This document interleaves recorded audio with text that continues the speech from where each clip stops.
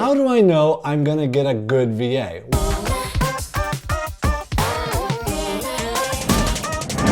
The biggest worry I see from people is that they don't have time to find a great VA. To this, the only thing I can say is this is exactly the reason you need to do this. It's the only way you're gonna free up some of your time. The second worry I see is that if I spend the time, how do I know I'm gonna get a good VA? So in this video, I hope to answer the second question. How do I know I'm gonna get a good VA? Which, this should give you confidence that you can spend the time, which was your first question. So recently I did interviews with a bunch of successful employers on how they hire VAs. And in this video, I'm gonna go over their recruiting methods. Now, as I do this, you'll notice some patterns, but you'll also notice some things which are unique. Some of them will resonate with you and some won't. I highly recommend you pull out those pieces which make the most sense to you. So let's get started. Dennis Yu, who owns Blitz Metrics, is a super successful entrepreneur who has a bunch of VAs working for him.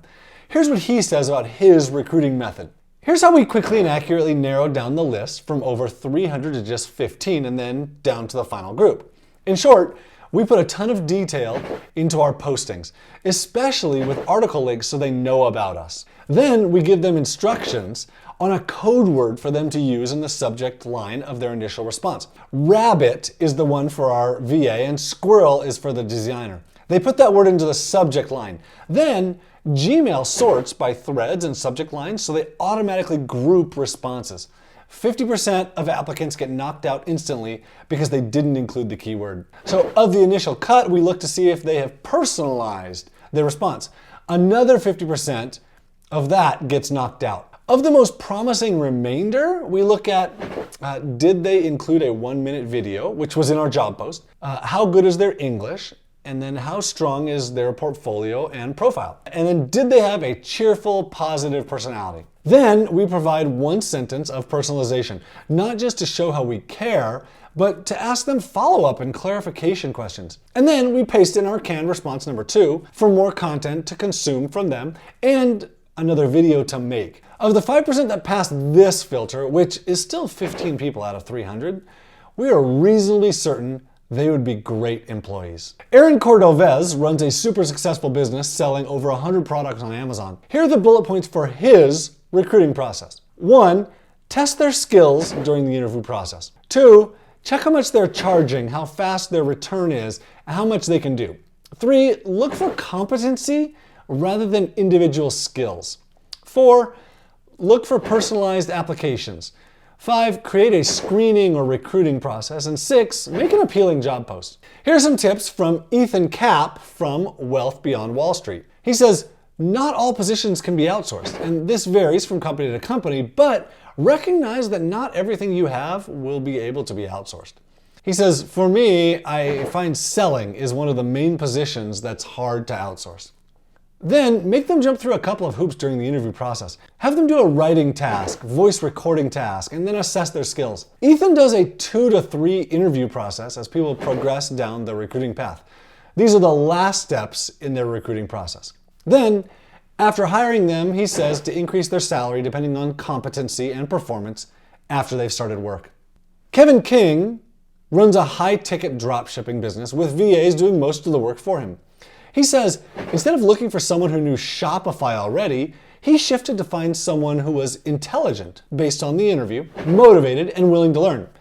And that changed his focus in recruiting and worked really well for him. Harry, whose successful YouTube channel is Beast of ECom, he puts in his job post, quote, this will be a long-term, full-time, and I'm ready for the right candidate to start ASAP.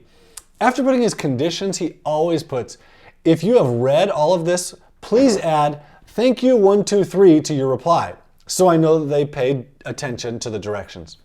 Then he says, you may get them to trial just fulfilling 10 orders each or 20 orders each or 5 orders each and just see how they take care of the directions. So create a standard operating procedure with a little directions to follow and see who follows them the best.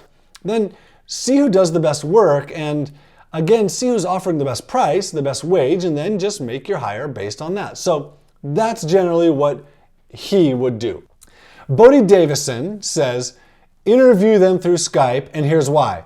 You want to be able to check that they are the person that they say they are. So when you are face to face with someone, even if it's through an internet video, you can see their reactions to how you talk to them. You get a good feel of what the person is like. You're going to be able to get a good read on what sort of person that is.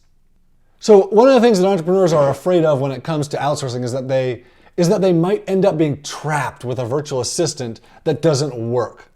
And if you're worried about that, here's what Sarah Crisp recommends. She recommends using a fixed term contract. She says, when hiring a VA, I recommend that you start with fixed term contracts. This isn't just for your benefit, it's for the benefit of both of you.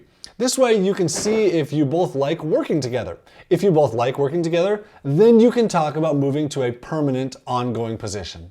Elesha Gabriel says, our process of hiring contractors includes a 1-week trial period for them to work on our reporting. If they can follow this task, then we believe they can be trained on almost anything in our business. Dean Soto says, we create job postings and have candidates come to us. We make sure that the titles in the job posting are flashy and detail the benefits of working for us.